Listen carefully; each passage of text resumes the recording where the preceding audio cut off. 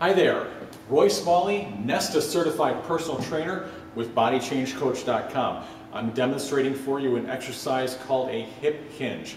This is a fantastic exercise for working through the backs of the legs, for training proper motion from the hips, and for warming up into any hip or posterior chain motion exercise like a deadlift, like a squat, like box jumps or broad jumps. Any sort of single leg exercise that gets you moving from the hips. Great warm up for that. We're going to start with a section of PVC pipe. You could also use a broom handle. You could use a weighted exercise bar like a body bar. Any rigid, stiff, straight pole is going to work for this as long as it's not too long. All right? Holding it from the top and from the bottom. We're going to go behind the back. Okay? We're always maintaining 3 points of contact with this exercise. The first point of contact is right here at the base of the hips where I'm squeezing the bar tight. Knuckles are held firmly against the base of the hips, just underneath the waistband, and we don't want to lose that point of contact, and I'll show you in a moment why. Second point of contact is right up here at the thoracic curve of the spine, right there. Third point of contact is the back of the head and holding the bar up at the top. You notice the thumb is pointing up on the lower hand.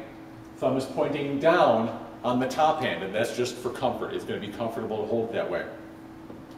What we're doing is with feet just about hip width apart, toes pointing forward, and soft knees, not down into squat position, just soft knees. We're hinging forward at the hips, only as far as you can go without losing that point of contact right there. Okay? And if you lose that point of contact, what does that mean? It means that you're bending from the waist, you're not hinging from the hips. So if you're trying to pick something up and bending from the waist, that's bad for the back. It's going to cause, a lot of pressure on the lumbar spine, which is no good for anybody.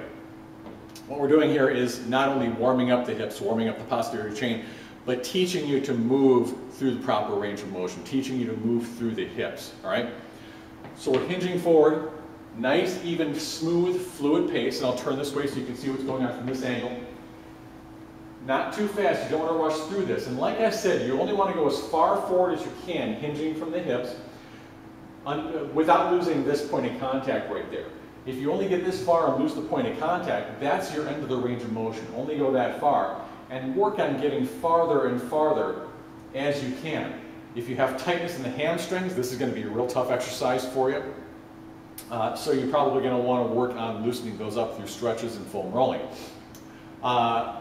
Great exercise, like I said, for anybody who moves through the hips. If you're warming up for deadlifts, if you're warming up for squats, warming up for box jumps, broad jumps, anything like that.